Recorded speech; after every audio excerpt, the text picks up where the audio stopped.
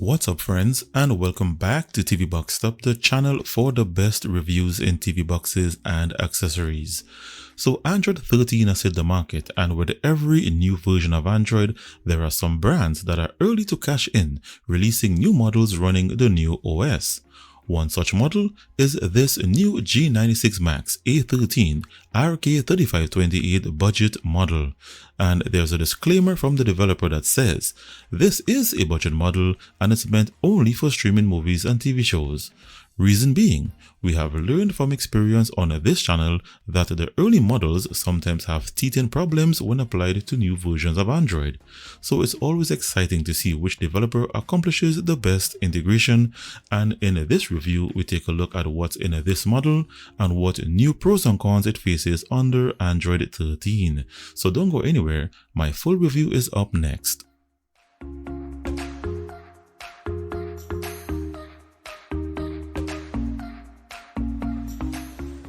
And welcome back.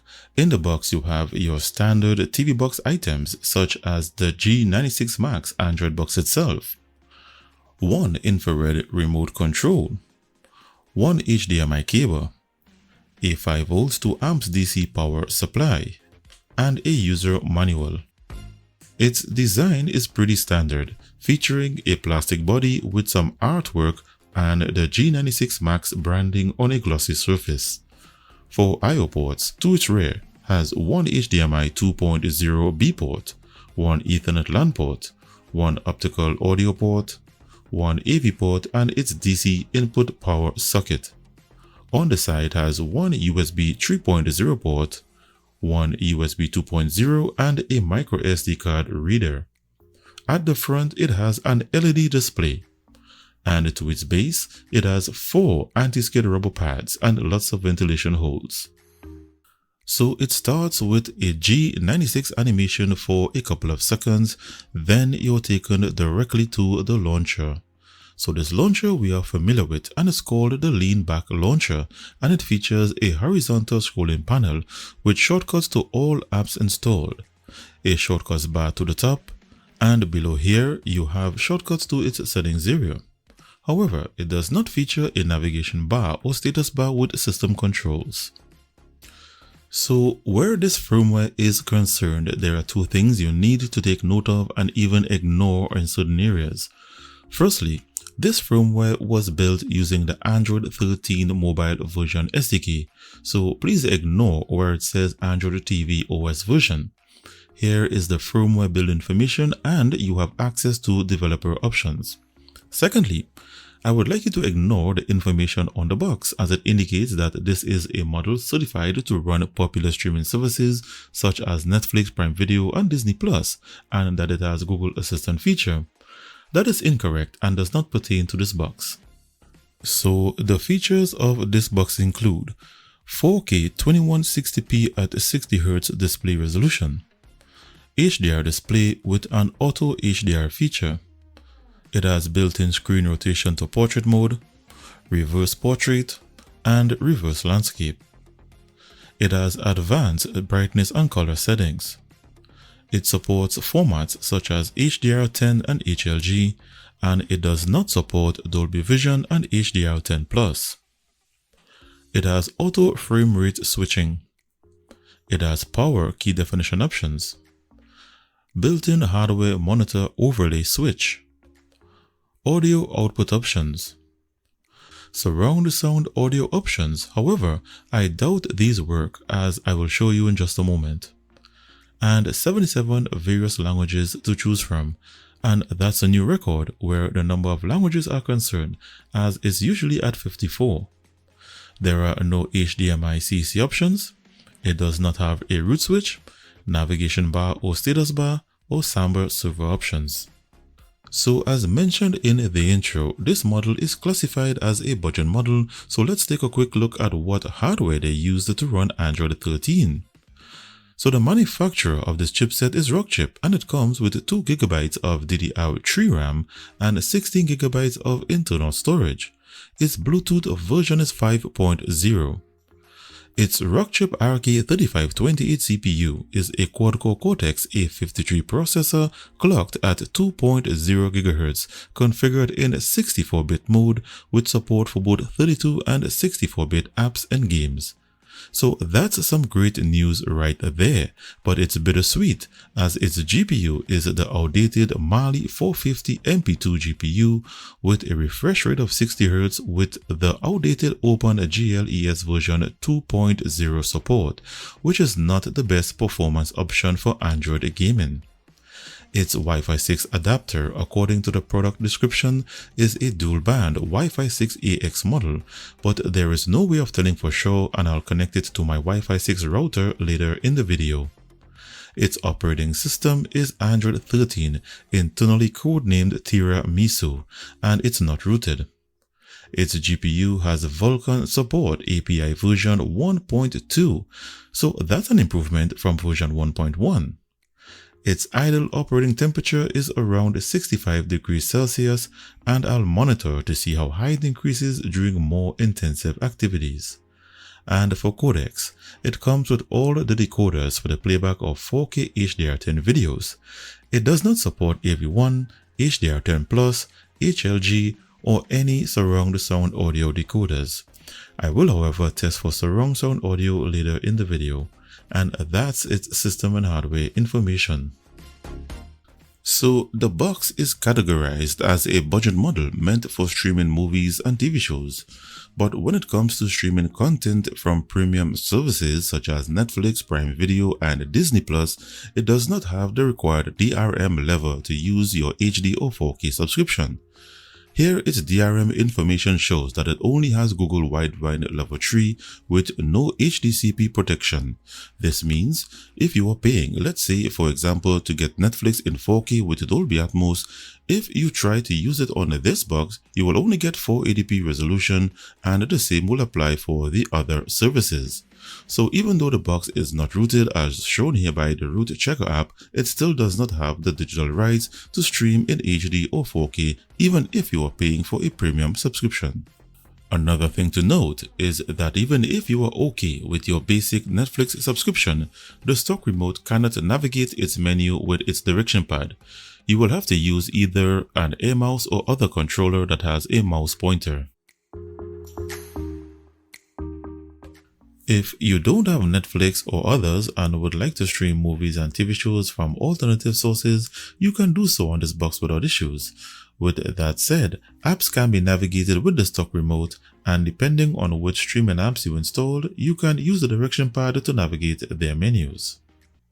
For watching YouTube videos in HD and 4K quality on its Mali 450 GPU with a lack of certain decoders hampers its ability to stream videos in 4K with HDR.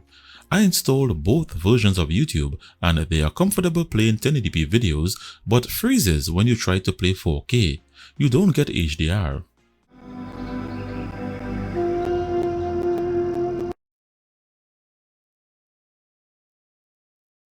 For mobile screen mirroring, it does not come pre-installed with any screen mirroring apps such as Miracast or AirPlay, so you are left with the AirScreen app or similar apps. Here I'm using my Android tablet to mirror its display with the AirScreen app installed on the box.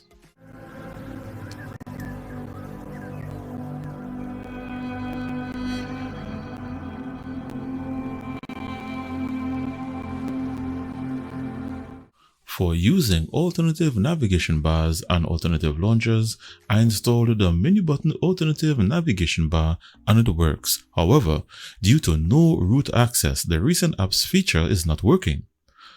Also, you can install any alternative launcher and it will work. However, you cannot change the wallpaper or use live wallpapers. If you intend on playing 4K HDR videos, you are limited to H.264 and HEVC videos as it does not have the AV1 decoder. Also, its Mali 450 GPU is not powerful enough to smoothly play 4K HDR videos as some of them takes a while before it begins to play while others don't play at all.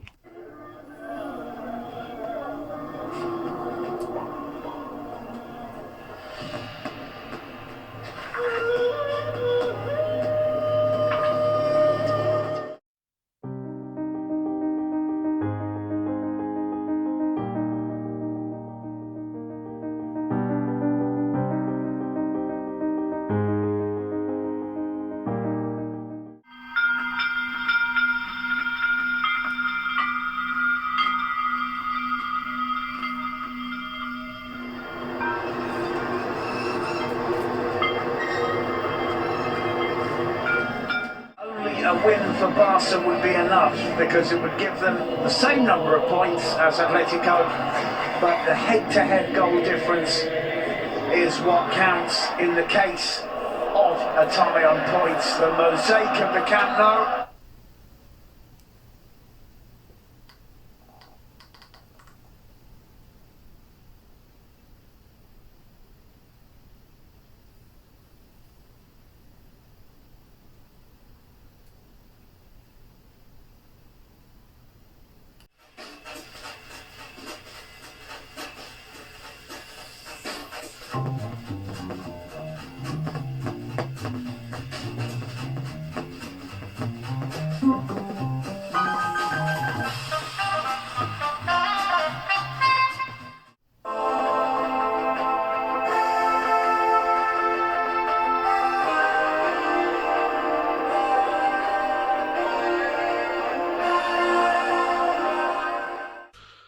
So from this test, it shows that it can play HDR10 and HLG videos. However, videos are slow to start and the audio from the videos is very choppy.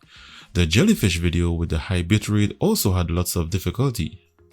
For those who value surround sound audio by connecting the box to audio receivers, will be pleased to know that it can play all surround sound audio formats in spite of not having any of these decoders listed in AIDA 64.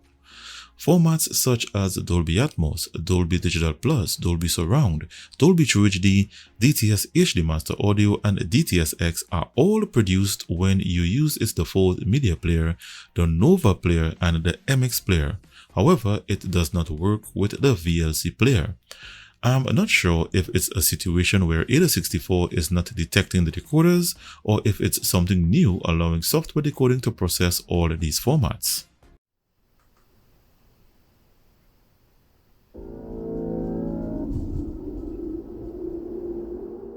Here it outputs Dolby Atmos. The world's first object-based cinematic audio.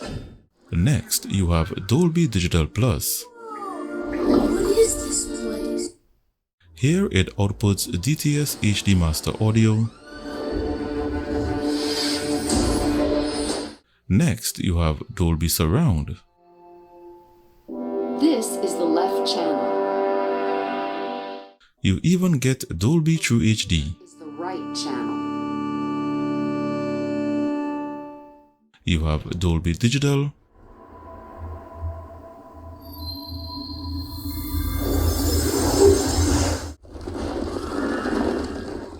And you get DTS-X.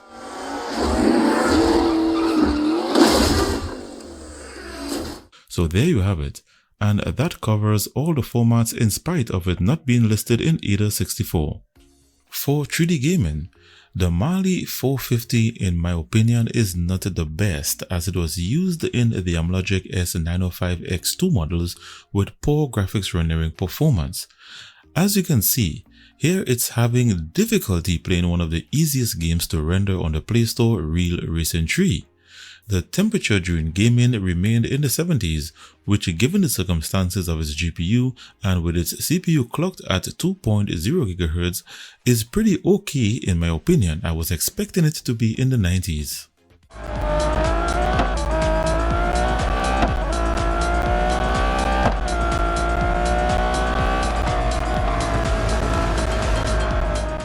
And now a quick look at some benchmarks and where it places on my rankings chart. First, we have its RAM copy speed and its internal storage, read and write speeds. It has a RAM copy speed of 1926 megabytes per second. Its internal storage has a read speed of 173 megabytes per second and a write speed of 104 megabytes per second. Next, its Wi-Fi and Ethernet LAN speeds. So based on my network speed of 154 megabits per second, the claim of having Wi-Fi 6 is questionable as its network adapter underperformed in this test. Its 5 GHz band only achieved 58% of my maximum speed. The LAN port, which is not a gigabit LAN port, achieved 61%, and the 2.4 GHz band got a abysmal 6.4%. And in the Antutu benchmark, it got a score of 65,916. And one thing to take note of is that the Mali 450 did not qualify for any of the graphics performance tests.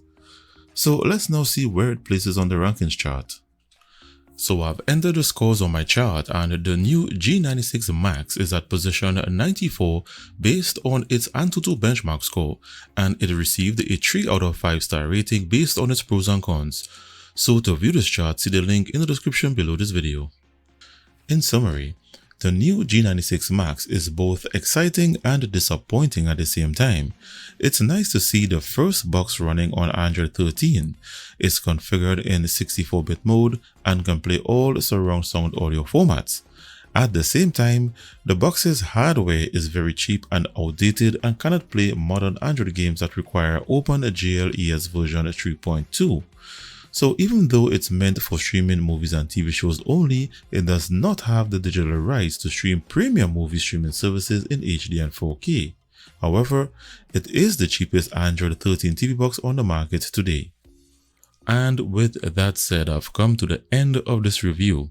Special thanks to the sponsors of G96 for sending the box for review. The box is cheaply priced at only $24 for the 2GB 16GB, $26 for the 4GB 32GB, and $28 for the 4GB 64GB model. And if you are into wholesale purchasing, you can get one of these units for only $16. So see the links in the description below this video. So thanks for watching. Give this video the thumbs up if you enjoyed the presentation. If you intend to purchase one of these units, leave me a tip by using the link in the description below this video to purchase. If it's the first time viewing one of my videos, then I encourage you to click the subscribe button and ring the notifications bell before leaving to be notified when I release new videos or decide to do a giveaway. Thanks for taking the time to watch my videos, and I'll be seeing you in the next one.